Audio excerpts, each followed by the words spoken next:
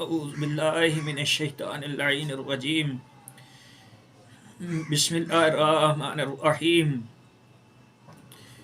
ہم نے آپ کی خدمت میں یہ عرض کیا تھا اور آپ لوگوں سے یہ وعدہ کیا تھا کہ امامت کے اوپر جو ہے وہ ایک مکمل جو ہے وہ انشاءاللہ آپ کے سامنے تفصیل بیان کریں گے، چونکہ بہت سارے جو ہیں وہ اہل سنت دوست جو ہیں مہربان، ان کی طرف سے یہ کہا گیا کہ شیعوں کے پاس امامت کے اوپر کوئی دلیل نہیں ہے، کوئی نص نہیں ہے، کوئی عقلی کوئی نقلی کوئی جو ہے وہ دلیل نہیں ہے۔ تو ہم انشاءاللہ جو ہے وہ مختلف اقساط کے اندر جو ہے وہ آپ کی خدمت تک امامت کے اوپر ادلہ عقلیہ اور نقلیہ جو ہے وہ آپ کی خدمت میں پیش کریں گے کہ کیا حضور اکرم صلی اللہ علیہ وآلہ وسلم جو ہے وہ اپنے بعد اپنا خلیفہ اپنا نائب مقرر کر کے گئے ہیں یا نہیں کر کے گئے، خود رسول اللہ کی ذمہ داریاں کیا تھیں، رسول اللہ یا باقی انبیاء جو ہے وہ مبعوث کیوں ہوئے اس دنیا کے اندر رسالت کے لیے، ان کا مقصد ان کا ہدف کیا تھا، کیوں آئے تھے، اور پھر ان کے جانے کے بعد آیا امت کو ہدایت کی ضرورت تھی یا نہیں تھی، کسی جو ہے وہ ان کے بعد جو ہے وہ ہدایت کرنے والے ہادی کی ضرورت تھی یا نہیں تھی، اگر تھی تو پھر جو ہے وہ ان کو رسول اللہ نے مقرر فرمایا یا نہیں فرمایا، اگر نہیں فرمایا تو کیا نعوذ باللہ جو ہے وہ اپنی ذمہ داریوں سے آگاہ نہیں تھے۔ یہ ساری باتیں جو ہے وہ آپ کی خدمت میں جو ہے ہم پیش کرتے ہیں۔ سب سے پہلے جو ہے وہ اس میں کسی قسم کا کوئی شک نہیں ہے کہ اللہ تبارک و تعالیٰ نے یہ قرآن مجید کے اندر یہ ارشاد فرمایا ہے کہ افحسبتم انما خلقناکم عبثا وانکم الینا لا ترجعون، سورہ مومنون کے اندر اللہ نے فرمایا کہ کیا تم یہ گمان کرتے ہو کہ تمہیں ہم نے عبث اور بے فائدہ خلق کیا ہے، تم بے مہار جو ہے وہ اونٹوں کی مانند ہو، کیا تم نے ہمارے پاس لوٹ کر نہیں آنا ہے، تمہیں کوئی پوچھنے والا نہیں ہے۔ اسی طرح جو ہے وہ اللہ تبارک و تعالیٰ نے ارشاد فرمایا یحسب الانسان یترک سدی، کیا انسان یہ خیال کرتا ہے کہ اس کو ایسے بس چھوڑ دیا گیا ہے، بے فائدہ چھوڑ دیا گیا ہے، اس کو جو ہے وہ اس کو کوئی پوچھنے والا، اس کے اوپر کوئی حکم لگانے والا جو ہے وہ کوئی نہیں ہے۔ اب آیا کہ انبیاء علیہ الصلوۃ والسلام کے بھیجنے اور جو ہے وہ ان پر جو ہے وہ الہی کتابیں نازل کرنے سے جو ہے وہ خداوند حکیم نے جو غرض و غایت بیان کی ہے، خود ہمارے نبی صلی اللہ علیہ وآلہ وسلم کے متعلق یا دیگر انبیاء کے متعلق جو ہے وہ اللہ نے کیا ارشاد فرمایا، جو مشہور زمانہ آیت آپ اگر اپنے سامنے رکھیں کہ جو تقریباً جو ہے وہ ہر جمعہ کو جو ہے وہ اس کی تلاوت کی جاتی ہے، سورہ جمعہ کی آیت نمبر 2 کے اندر اللہ تبارک و تعالیٰ نے اپنے نبی کی غرض بعثت کو بڑی تفصیل کے ساتھ بیان کیا ہے۔ اسی کے اوپر جو ہے وہ پہلی جو ہے وہ ہم گفتگو کرتے ہیں۔ پہلی دلیل کے اندر اللہ تبارک و تعالیٰ ارشاد فرماتا ہے وَالَّذِي بَعَثَ فِي الْأُمِّيِّينَ رَسُولًا مِّنْهُمْ يَتْلُو عَلَيْهِمْ آيَاتِهِ وَيُزَكِّيهِمْ وَيُعَلِّمُهُمُ الْكِتَابَ وَالْحِكْمَةَ وَإِنْ كَانُوا مِنْ قَبْلُ لَفِي ضَلَالٍ مُّبِينٍ۔ یا اسی طرح جو ہے وہ یہ جو اللہ تبارک و تعالیٰ نے غرض جو بیان کی انبیاء کی، وہ کیا ہے؟ وہ غرض جو ہے وہ یہ ہے کہ سب سے پہلے جہالت کو دور کرنا، سب سے پہلے کیا چیز ہے؟ یتلو علیہم آیات ہی، آیات جو ہے وہ تلاوت کرتا ہے، وَيُزَكِّيهِمْ وَيُعَلِّمُهُمُ الْكِتَابَ وَالْحِكْمَةَ، کتاب کی تعلیم دیتا ہے اور جو ہے وہ انسان کے تزکیہ نفس جو ہے وہ کرتا ہے، ضلالت و گمراہی سے نکالتا ہے،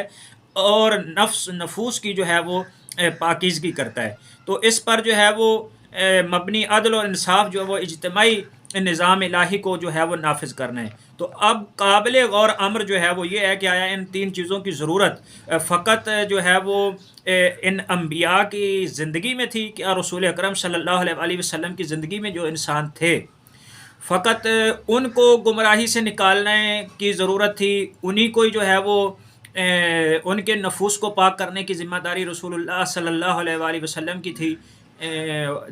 اور اسی طرح جو ہے وہ ان کو تعلیم حکمت کی فقط ذمہ داری تھی۔ وہ حالانکہ اس سے اگلی آیت میں اللہ کیا کہتا ہے وَلَمَّا يَلْحَقُوا بِهِمْ وَهُوَ الْعَزِيزُ الْحَكِيمُ، اور جو اس کے ساتھ ملحق ہیں وہ سب کی ذمہ داری جو ہے وہ رسول اکرم کی ہے. اور آگے جا کر انشاءاللہ ہم بیان بھی کریں گے کہ رسول اکرم صلی اللہ علیہ وآلہ وسلم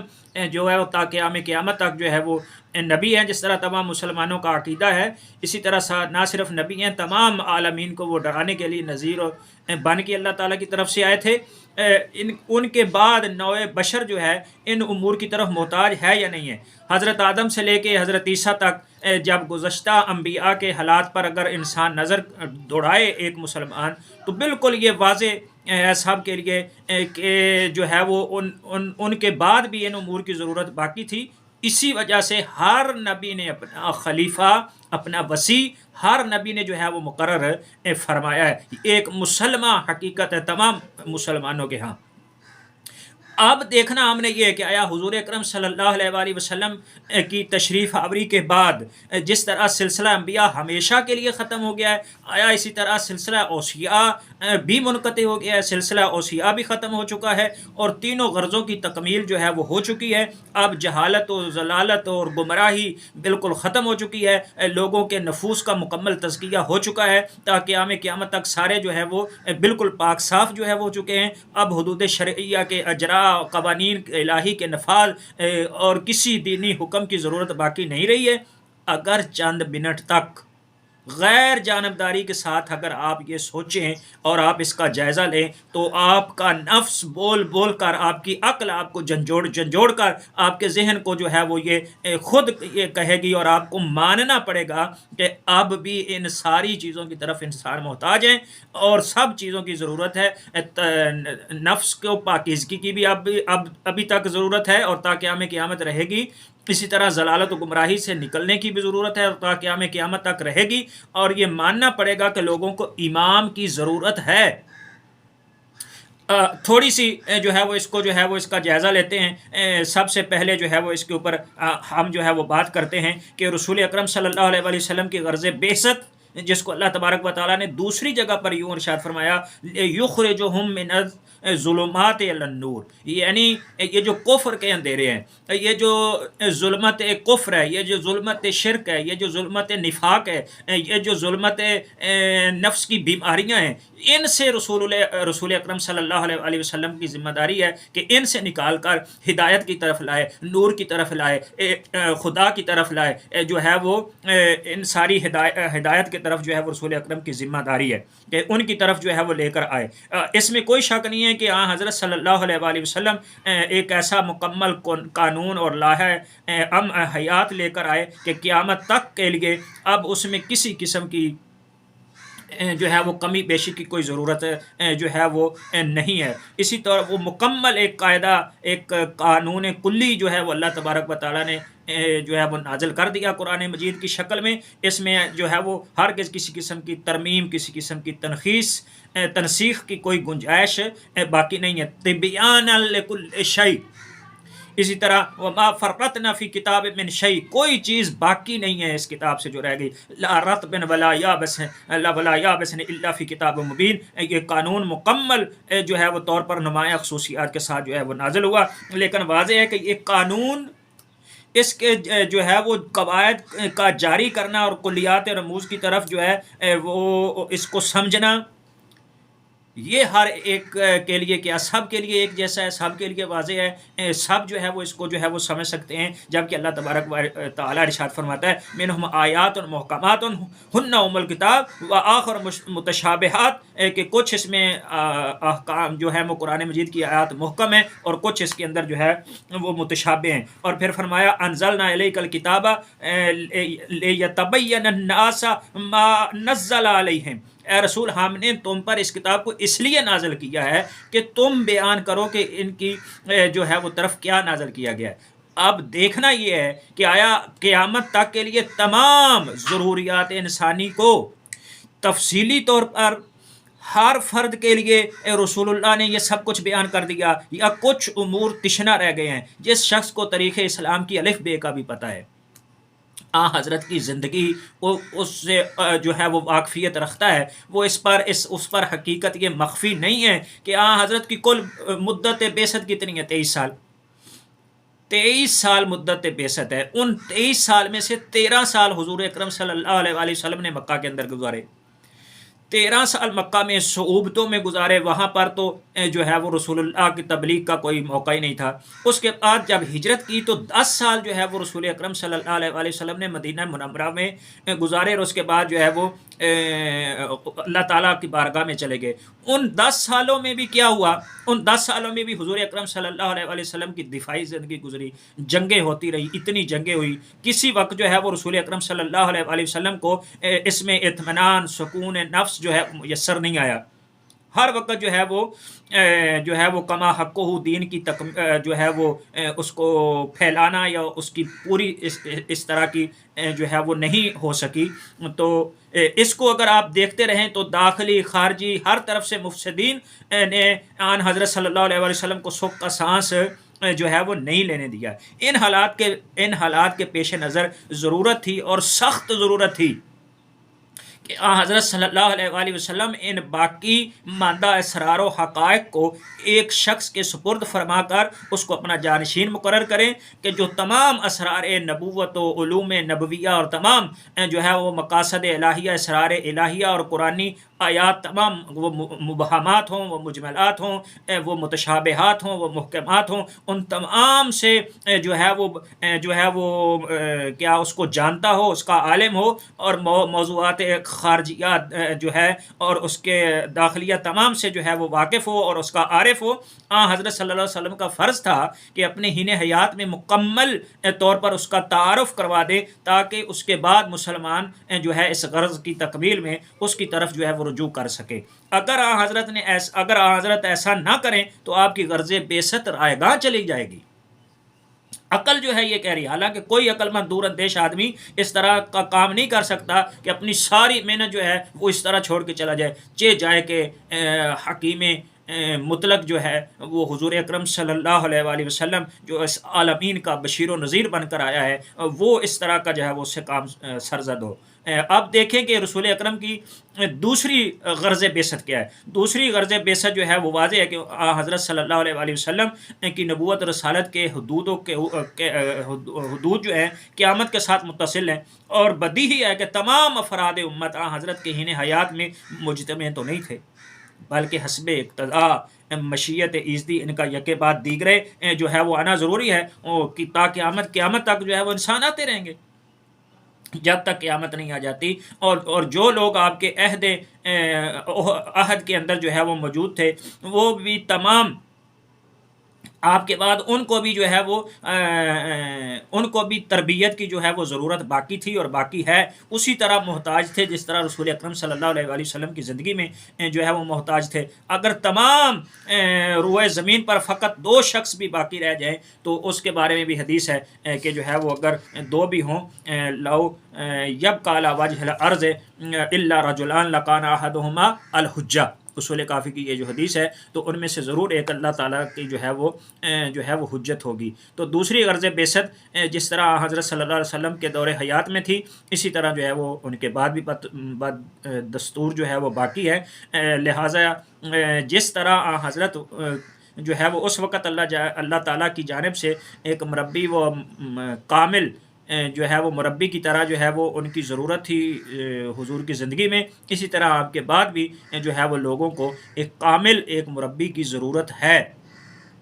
اور تھی۔ اور یہی وجہ ہے کہ اللہ تبارک و تعالیٰ نے یہ ارشاد فرمایا، انما انت منذر ولکل قوم حاد، اے میرا حبیب تو ڈرانے والا ہے اور ہر جو ہے وہ قوم کے لیے ایک جو ہے وہ ہادی ہے، ہر قوم کے لیے جو ایک ہادی ہے۔ اب تیسری غرض بعثت جو نبوت کی تھی وہ یہ تھی کہ حضرت صلی اللہ علیہ وسلم کے بعد جو ہے وہ باقی ہے، کیونکہ ظاہر ہے کہ جب نوع بشر اور اس کی اجتماعی زندگی موجود ہے تو ان میں باہمی اجتماعی نزاع بھی جو ہے وہ برابر رہے گا، گناہ برابر رہیں گے، عصیان باقی رہے گا، جو ہے وہ شہوت پرستی اسی طرح باقی رہے گی۔ اسی طرح ایک الہی ناظم اور عادل کے وجود کی سخت جو ہے وہ ضرورت ہے اور احتیاج ہے کہ یہ غرض غایت رسول اکرم صلی اللہ علیہ وآلہ وسلم کو جو ہے وہ پورا کیا جائے، اور اس کی بقا بعثت رسول کی اور اس نظام کی ایک سلطان عادل کے وجود کا مقتضی ہے، اس کا تقاضا کرتی ہے۔ ان حقائق کے جو ہے وہ روشنی میں جو ہے ہم بلا خوف و تردید یہ کہہ سکتے ہیں کہ جس طرح انہی اغراض و مقاصد کے پیش نظر اللہ تبارک و تعالیٰ نے ایک کامل دین کے ساتھ لطفاً رسول اکرم صلی اللہ علیہ وآلہ وسلم کو اس کائنات کے اندر بھیجا، اور اس کے دوام کے لیے اسی طرح جو ہے وہ اللہ تبارک و تعالیٰ کے اوپر لطفاً واجب ہے کہ وہ مکمل طور پر جو ہے وہ رسول اللہ کے بعد بھی ایک ایسی شخصیت کا بندوبست کرے کہ جو مسلمانوں کو گمراہی اور ضلالت سے جو ہے وہ اس سے نکالے، اور اسی طرح رسول اکرم صلی اللہ علیہ وآلہ وسلم کے اوپر بھی جو ہے وہ واجب ہے کہ اپنے بعد کسی ایسے اپنا جانشین کا تقرر کریں کہ جس کے ذریعے سے جو ہے وہ مسلمان اور پوری امت اور پوری انسانیت جو ہے وہ ضلالت و گمراہیوں سے نکل کر ہدایت کی طرف جو ہے وہ لوٹے۔ اپنے بعد جو ہے وہ خلیفہ کا تقرر اور انتظام اگر حضور نے نہ کیا تو اسی طرح آپ کی غرض بعثت جو ہے وہ اس میں فوت ہو جائے گی، اور لوگ پھر ضلالت اور گمراہی کی طرف، یہ بالکل واضح ہے، اس میں تو کسی قسم کی کوئی شک نہیں ہے۔ اور وما کان اللہ لیضل قوما بعد اذ ہداہم، جس طرح اللہ تبارک و تعالیٰ نے کہا کہ ایسا کبھی نہیں ہو سکتا کہ خداوند عالم نے کسی قوم کو ہدایت ہدایت دینے کے بعد پھر اس کو گمراہ کر دے۔ ولا یرضی لعبادہ الکفر، اللہ اس پر کبھی بھی جو ہے وہ راضی نہیں ہو سکتا، یہ کیسے ممکن ہے؟ لہٰذا یہ جو غرض بعثت ہے اس کو آگے بڑھانے کے لیے ایک ہادی کی ضرورت ہے۔ اور دوسری جو ہے وہ اگر آپ اس دلیل کو دیکھیں تو حضرت کی امت جو ہے وہ اس کے اوپر آپ دیکھیں کہ حضرت رسول اکرم صلی اللہ علیہ وآلہ وسلم نے جو اپنی محنت اور مشقتوں کے ساتھ یہ جو اسلام کا ایک شجر جو ہے وہ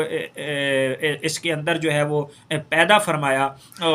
کیا اس کو ایسے ہی چھوڑ کر چلے جائیں گے؟ اس طرح ایسا ممکن نہیں ہے۔ اور اس کے بعد اگر آپ نظر ڈالیں کہ آپ کے بعد جو ہے وہ نصب و تقرر و خلیفہ امام کی سخت جو ہے وہ ضرورت تھی۔ جماعت مسلمین میں ایسے لوگوں کی کثرت تھی جو 7 سال بلکہ 70 پشتوں سے کیا کر رہے تھے، باہمی عداوتوں، جھگڑوں، خانہ جنگیوں، اور اسی طرح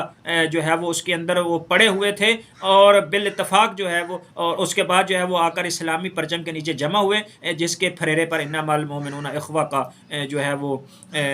وہ نقش تھا۔ اور ظاہر ہے کہ دائرہ اسلام میں داخل ہونے کے بعد ایک دم تو یہ لوگ سارے درجہ عصمت پر تو فیض نہیں ہو گئے تھے، ایسا تو ممکن نہیں تھا کہ وہ لوگ جو اتنے جو ہے وہ خرابیوں کے اندر مبتلا تھے اور جیسے دائرہ اسلام کے اندر داخل ہوئے اب بالکل سارے معصوم ہو گئے، ایسا تو نہیں ہے، بلکہ بدستور ان میں جو وہ شہوت بھی تھی، غصہ بھی تھا، وہ سارے کینہ اور بغض اور بہت ساری چیزیں ابھی تک ان کے اندر موجود تھیں، اور یہ حضرت کی برکات وجود کا نتیجہ تھا کہ ان کو بروئے کار نہیں لاتے تھے، بلکہ حضرت کے بعض صحابہ جو ان کے اندر جو ہے وہ منافقین بھی تھے، وہ ہر وقت وہ ہلا اور کوشش کرتے رہتے تھے کہ کسی طرح اسلام کو جو ہے وہ ختم کر دیا جائے، حتیٰ کہ حضور اکرم کو کئی دفعہ انہوں نے قتل کرنے کی کوشش کی۔ وادی عقبہ کا واقعہ جو ہے بالکل آپ کے سامنے ہے، وہ 12 جو ہے وہ منافقین جن کا نام حضور اکرم صلی اللہ علیہ وسلم نے حذیفہ یمانی کو بتایا تھا، اور حذیفہ یمانی جو ہے اس کو پہچان گئے تھے، اور وہ ساری چیزیں آپ لوگوں کے جو ہے وہ سامنے ہیں۔ تو آپ کو معلوم ہے کہ ان ساری چیزوں کے پیش نظر وہ دین رسول اللہ صلی اللہ علیہ وآلہ وسلم کے بعد دین خدا کے اندر کیا وہ رکھنا نہیں ڈالیں گے، کیا اس کو پامال کرنے کی کوشش نہیں کریں گے؟ لہٰذا یہ ضروری ہے، عقل یہ کہتی ہے کہ ضروری ہے کہ رسول اللہ صلی اللہ علیہ وآلہ وسلم کے بعد ایک ایسی شخصیت ہونی چاہیے کہ جو ہے وہ جو ان سارے نظام کو اور امور کو جو ہے وہ سنبھالے۔ اور اسی طرح جو ہے وہ حضور اکرم صلی اللہ علیہ وسلم کا دستور تھا، تمام یہ جانتے ہیں، حضور جہاں کہیں بھی جاتے تھے، کسی جنگ پر جاتے تھے، مدینہ سے باہر جاتے تھے اور کہیں جانا ہوتا تھا تو اپنے بعد جو ہے وہ اپنا نائب جو ہے وہ مقرر جو ہے وہ کر کے جاتے تھے۔ جب چھوٹے سے سفر کے اوپر حضور اکرم اپنا نائب مقرر کر کے جاتے تھے تو کیا ایک عقل سلیم رکھنے والا جس نے ہمیشہ کے لیے آخرت کا سفر کرنا ہے، کیا وہ جو ہے وہ اپنے بعد اپنی امت کو بغیر نائب کے اور بغیر وصی کے کیسے چھوڑ سکتا ہے؟ یہ کیسے ممکن ہے؟ پھر اسی طرح دیکھیں کہ اس دلیل میں جو ہے وہ آپ دیکھیں یہاں پر آپ کی خدمت میں جو ہے وہ قول میں نقل کرتا ہوں حضرت عبداللہ ابن عمر کا، اور ام المومنین حضرت عائشہ جو ہے وہ انہوں نے آخری وقت میں حضرت عمر سے کس چیز کا تقاضا کیا اور کس کو جو ہے وہ کیا کہا، اس کو آپ دیکھ سکتے ہیں جناب بہقی کی جو ہے سنن کبریٰ کے اندر، اور اسی طرح جو ہے وہ تاریخ عمر ابن خطاب کے اندر جو ابن جوزی کی لکھی ہے اس کے اندر دیکھ لیں، ریاض النظرہ کے اندر دیکھ لیں، حلیۃ الاولیاء کے اندر دیکھ لیں، اسی طرح طبقات ابن سعد کے اندر دیکھ لیں، اور بہت ساری دیگر جو ہے وہ آپ تاریخ کی کتابوں کے اندر جو ہے وہ دیکھ لیں۔ اس میں یہ کہ عبداللہ ابن عمر نے اپنے باپ سے حضرت عمر سے اس طرح کہا کہ لوگوں کا یہ خیال ہے کہ آپ اپنا کوئی خلیفہ مقرر نہیں کرنا چاہتے، اگر آپ خود حضرت جو ہے وہ حضرت عمر کو ان کا بیٹا جو ہے عبداللہ ابن عمر اپنے والد سے یہ بات کر رہا ہے، وہ کہتا ہے کہ اگر آپ کا اونٹوں یا بکریوں کا کوئی چرواہا ہو اور ان کو جنگل میں چھوڑ کر چلا جائے تو کیا آپ یہی خیال نہیں کریں گے کہ اس نے تفریط اور کوتاہی کی ہے؟ یقیناً آپ کہیں گے کہ اس نے اونٹوں اور بکریوں کو ضائع کر دیا ہے۔ ظاہر ہے کہ لوگوں کی دیکھ بھال اونٹوں اور بکریوں سے تو بہت زیادہ جو ہے وہ چرانے سے سخت ہے، اور اس کے نگران کے فرائض اس چرواہے سے کہیں جو ہے وہ زیادہ ہیں۔ جب خداوند عالم کے بندوں پر اپنا خلیفہ مقرر کیے بغیر چلے گئے تو اسے جا کر تو کیا جواب دو گے؟ یہ حضرت عبداللہ ابن عمر کہتے ہیں اپنے بابا سے کہ چرواہا اگر ہو اونٹوں کا، وہ اگر اونٹوں کو چراغاہ سے چلا جائے ان کو ویسے ہی چھوڑ کر، تو آپ کہیں گے اس نے کوتاہی کی ہے، اونٹوں کو اور ان کی بھیڑ بکریوں کو جو ہے وہ ضائع کر دیا ہے۔ تو کہا اے بابا، اگر آپ جو ہے وہ اپنے بعد خلیفہ مقرر کرنے کے بغیر ہی اس دنیا سے چلے گئے تو اللہ کو جا کر کیا جواب دو گے؟ کیا یہ جواب نہیں دو گے کہ امت کو ایسے چھوڑ کر آپ آ گئے ہیں؟ اور اسی طرح جو ہے وہ دوسری جگہ پر طبقات ابن سعد کے اندر یہ ہے کہ عبداللہ نے اپنے باپ سے یہ کہا کہ اپنا خلیفہ مقرر کر دیجئے۔ حضرت عمر نے کہا کہ کسے مقرر کروں؟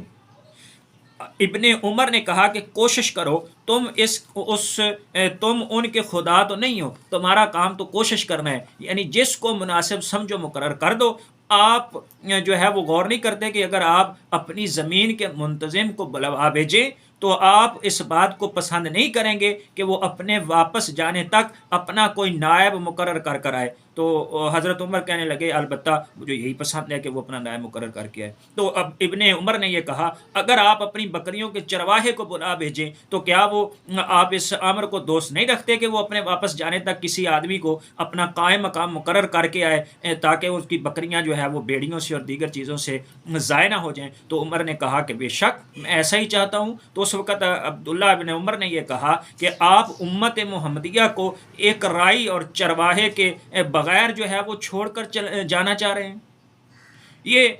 باپ بیٹے کی بات ہوئی۔ دوسری جگہ حضرت عائشہ ام المومنین جو ہے وہ الامامہ السیاسہ کے اندر انہوں نے نقل کیا، انہوں نے جو ہے وہ کہا کہ بی بی نے جو ہے وہ ابن عمر کے توسط سے خلیفہ ثانی کی خدمت میں یہ پیغام پہنچایا کہ ان سے جا کر کہو، بی بی کہتی ہیں کہ یا بنی ابلغ عمر سلامی وقل لہ لا تدع امت محمد بلا رائن۔ بی بی نے کہا کہ جا کر اے بیٹے جاؤ، جا کر جو ہے وہ اپنے باپ سے کہو کہ امت محمدی کو بغیر رائی یعنی حاکم کے بغیر نہ چھوڑو، بلکہ ان پر خلیفہ مقرر کر دو اور ان کو اپنے بعد آزاد نہ چھوڑنا، مجھے اس کے متعلق فتنہ کا خوف ہے۔ بی بی ام المومنین حضرت عائشہ کہتی ہیں کہ اگر آپ ان کو ایسے چھوڑ جاؤ گے تو مجھے جو ہے وہ فتنہ کا خوف ہے۔ دیکھیے اب یہاں پر سوچئے، غور کیجئے کہ حضرت ابن عمر اور حضرت عائشہ جو ہے وہ انہوں نے ضرورت خلیفہ اور امامت پر کیسی ٹھوس اور ناقابل تردید فطری جو ہے وہ اور وجدانی دلیلیں جو ہے وہ پیش کی ہیں، لیکن نامعلوم امت نبی اعظم کے استخلاف کے وقت اس ضرورت کو کیوں نظر انداز کر دیتی ہے۔ اور اگر اہل سنت کا نظریہ صحیح تسلیم کر لیا جائے، یعنی حضرت کے بعد حضرت بغیر خلیفہ مقرر کیے اس دنیا سے رحلت فرما گئے تھے، تو حضرت عائشہ اور ابن عمر پر جو ہے وہ ایراد وارد ہوگا کہ حضرت عمر کے بعد تو ضرورت خلیفہ پر اس قدر کیوں شور مچا رہے ہیں۔ لیکن حضرت سرور کائنات کی وفات حسرت یاد کے وقت اس سلسلہ میں کیوں خاموشی جو ہے وہ اختیار کی گئی؟ اگر حضرت عمر کے لیے اپنا خلیفہ مقرر نہ کرنا کبھی ہے تو حضرت صلی اللہ علیہ وآلہ وسلم کے لیے بھی کبھی ہوگا. جس طرح حضرت عبداللہ عمر کہہ رہے ہیں کہ آپ اللہ کو جا کر کیا جواب دیں گے، اس وقت رسول اکرم صلی اللہ علیہ وآلہ وسلم کے متعلق بھی یہی ہے کہ ان سے بھی پوچھا جائے گا کہ آپ اللہ کو کیا جواب دیں گے. آپ اپنی امت کو ایسے ہی جو ہے وہ چھوڑ کر آ گئے. انہی دونوں پر ہی نہیں بلکہ اس صورت میں یہ اعتراض خود صحابہ کرام رضوان اللہ علیہ مجمعین پر بھی ہوگا کہ اس وقت اس ضرورت کا کیوں ازالہ نہیں کیا، احساس کیوں نہیں کیا کہ حضور اکرم ایسے ہی اپنی امت کو لاوارث چھوڑ کر جا رہے ہیں. اب بعض افراد اس کو ہیلو کرتے ہیں، ہیلو حجت کرتے ہیں، اس کو کہتے ہیں کہ آپ کی وفات کے وقت جو کہ بعد رونما ہونے والے اختلافات اور منازعات اور تنازعات کی طرف جو ہے وہ صحابہ متوجہ نہ تھے، لیکن بعد میں جب تلخ ایک تجربہ ہوا اور اس ضرورت کا جو ہے وہ احساس ہوا، اس کے جو ہے وہ اس کے بعد ان کو احساس ہوا اور پھر ان کو معلوم ہوا کہ خلیفہ جو ہے وہ مقرر کرنا چاہیے. سب سے پہلے تو گزارش یہ ہے کہ تمام صحابہ کرام جو ہے وہ اس سے غافل نہیں تھے، چونکہ صحابہ کرام میں بڑی بڑی شخصیات تھیں، بڑے بڑے اذہان تھے، بڑے بڑے سوچ والے تھے، بڑے بڑے قوت والے افراد تھے، بڑے بڑے دور اندیش افراد تھے. کس طرح ہو سکتا ہے کہ سب اس سے غافل ہوں؟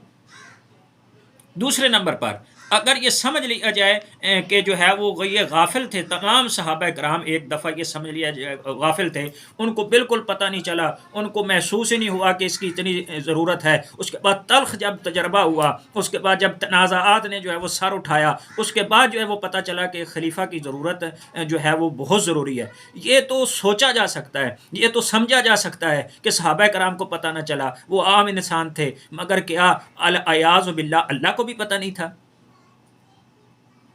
کیا رسول اللہ کو بھی پتہ نہیں تھا؟ صحابہ کرام کو تو چلو علم نہ ہو سکا، کیا الیاذ باللہ ثم الیاذ باللہ اللہ ان حالات سے غافل تھا؟ رسول اللہ کیوں نہیں اس نے اپنے نبی کو یہ حکم دیا کہ آپ کے بعد یہ کام ہوگا، اپنا خلیفہ مقرر کر کے ہو؟ کیا اللہ پر واجب نہیں تھا؟ کیا خود رسول اللہ کے اوپر جو ہے وہ واجب نہیں تھا جو ہے وہ اس کے متعلق جو ہے وہ کوئی جواب جو ہے وہ مسلمانوں کے پاس نہیں ہے؟ اسی طرح جو ہے امام جو ہے وہ امام اور خلیفہ کا تقرر اسلامی برادری کے نزدیک اس قدر ضروری ہے کہ شیعوں کے اوپر جو ہے یہ اعتراض کیا جاتا ہے اور ان کے بڑے بڑے جو ہے وہ منظور نظر جو ہے وہ اسی طرح جو ہے صحابہ کرام جو ہیں وہ حضرت صلی اللہ علیہ وآلہ وسلم کو بلا غسل و کفن جو ہے وہ چھوڑ کر جو ہے وہ سقیفہ بنی سعدہ کے اندر جو ہے وہ چلے گئے. اس کے اوپر جو ہے وہ جناب زہرا کے حق کے عنوان میں جو ہے وہ اس کی مکمل تفصیل جو ہے وہ حوالہ جات کے ساتھ بیان کی ہے. تو خود بی بی عائشہ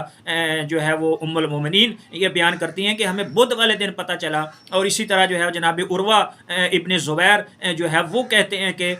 جب حضرت عمر اور حضرت ابو بکر واپس آئے اس وقت رسول اکرم صلی اللہ علیہ وآلہ وسلم کو دفن کیا جا چکا تھا. جب ان سے کہا گیا، جب یہ کہا جاتا ہے کہ کیا وجہ تھی کہ صحابہ کرام جو ہے وہ رسول اللہ صلی اللہ علیہ وآلہ وسلم کو اس حالت میں چھوڑ کر جو ہے وہ چلے گئے، رسول اللہ کے دفن و کفن کا جو بھی ہے اس حالت میں جو ہے وہاں پر چلے گئے، تو جواب دیتے ہیں کہ بات یا اصل یہ تھی اس وقت صحابہ کے سامنے دو مسئلے درپیش تھے. ایک پیغمبر اکرم کی تکفین اور تجہیز اور تکفین اور تدفین، اور دوسرا حضرت کے جانشین کا تقرر کرنا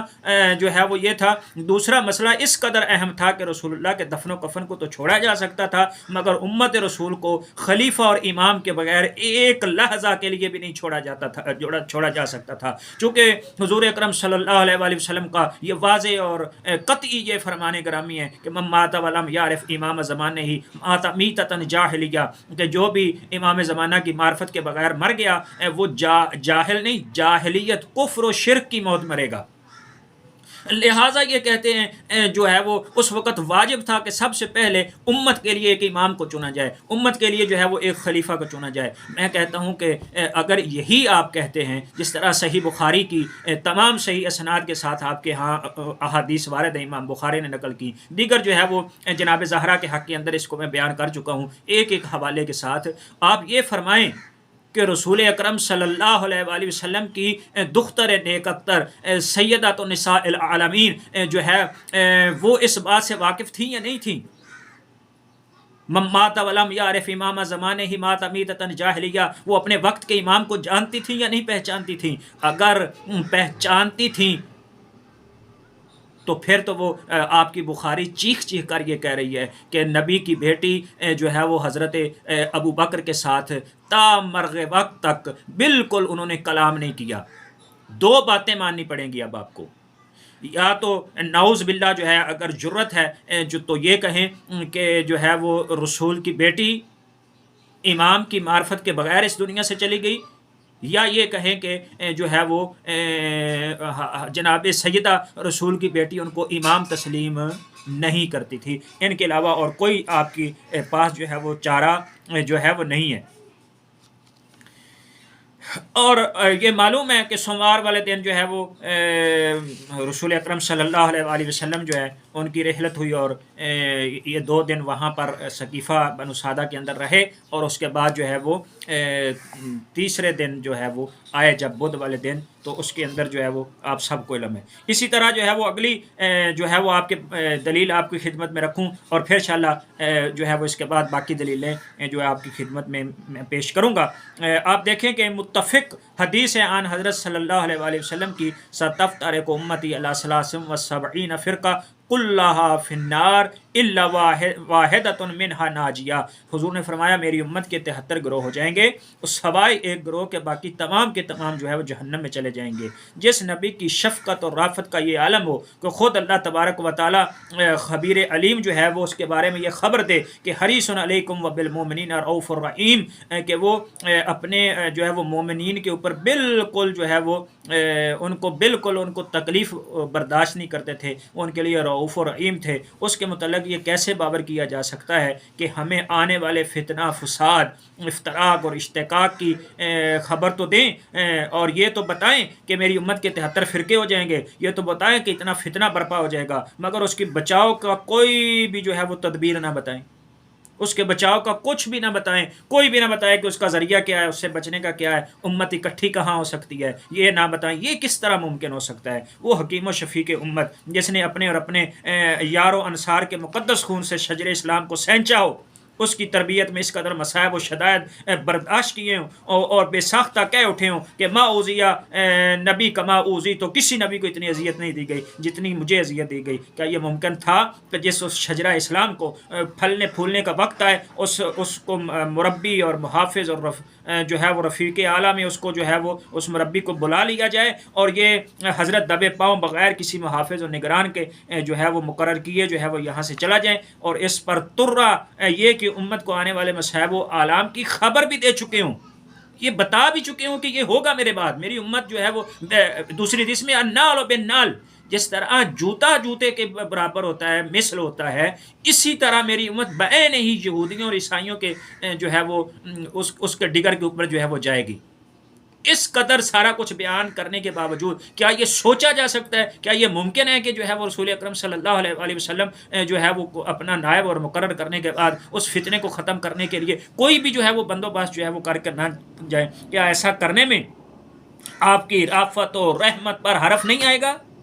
کیا ایسی صورت میں آپ کی تمام محنت و مشقت کیا ضائع و برباد ہونے کا شدید خطرہ جو ہے وہ نہیں آ جائے گا؟ بھلا کون کوئی عقل مند انسان جو ہے وہ ایسا کر سکتا ہے؟ ابتدا میں اس قدر اہتمام اور انتظام کرے جس کی نظیر صفحات تاریخ میں ملنا مشکل ہو، اتنے مصائب، اتنے عزائم اور اتنا صابرہ کچھ تکلیفیں سہنے کے جو ہے وہ باوجود، اور آخر میں اس قدر العیاذ باللہ تغافر اور تقاصل سے کام لے. ایسا کیسے ممکن ہو سکتا ہے؟ عقل الناس کبھی ایسا نہیں جو ہے وہ کر سکتا، علاوہ بری کہ حضور اکرم صلی اللہ علیہ وآلہ وسلم جیسی ہستی سے ایسی کوئی جو ہے وہ غفلت جو ہے وہ سرزد ہوئی ہو، یہ ممکن نہیں ہے. تو رشد و ہدایت کے متوالے یہ حوصلہ شکن پیش گوئی سننے کے بعد کس طرح جو ہے وہ خاموش رہ سکتے تھے؟ کیا جب رسول اکرم بتا رہے تھے صحابہ کرام کو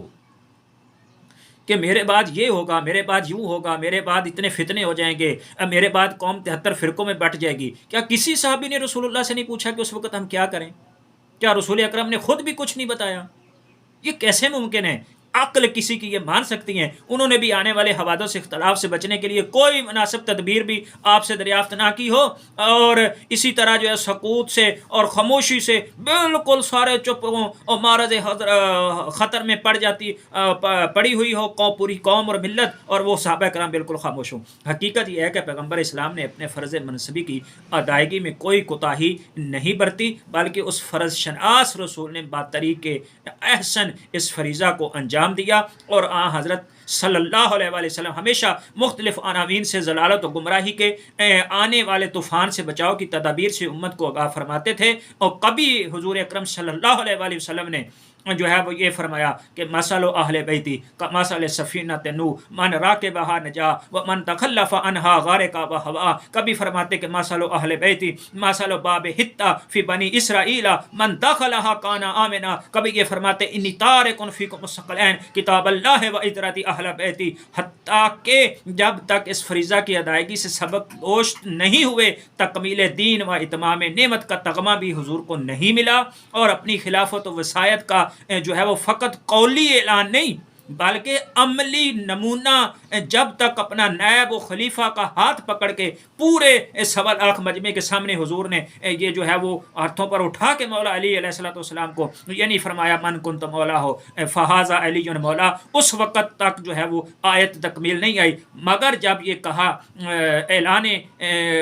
غدیر جو ہے وہ ولایت علی علیہ السلام، وصایت علی علیہ السلام، خلافت علی علیہ السلام کا برملا لاکھوں کے مجمع میں حضور اکرم صلی اللہ علیہ وآلہ وسلم نے اعلان کیا، اس وقت یہ آیت نازل ہوئی الیوم اکملت لکم دینکم واتممت علیکم نعمتی ورضیت لکم الاسلام دینا۔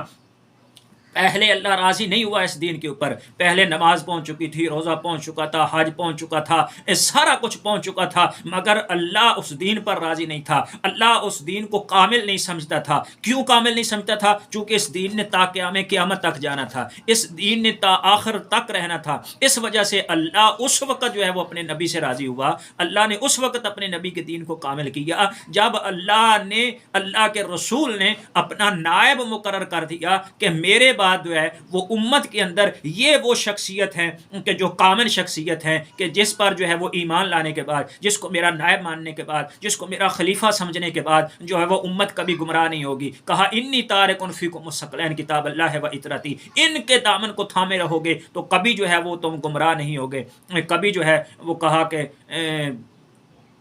جو ہے وہ اللہ تبارک و تعالیٰ نے مختلف جگہ پر آیات کے اندر جو ہے وہ حضرت رسول اکرم صلی اللہ علیہ وآلہ وسلم نے اپنے نائب کا جو ہے وہ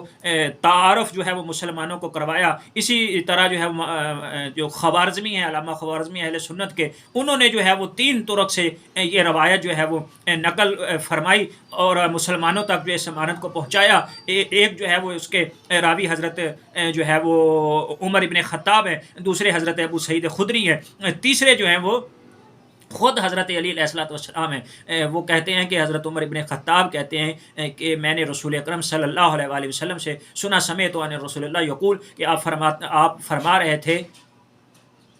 کہ لوجتمع الناس علی حب علی لما خلق اللہ النار، کہ اگر جو ہے وہ تمام لوگ جمع ہو جاتے محبت علی کے اوپر تو اللہ جو ہے وہ جہنم کو کبھی خلق ہی نہ کرتا۔ اب وہ جو آج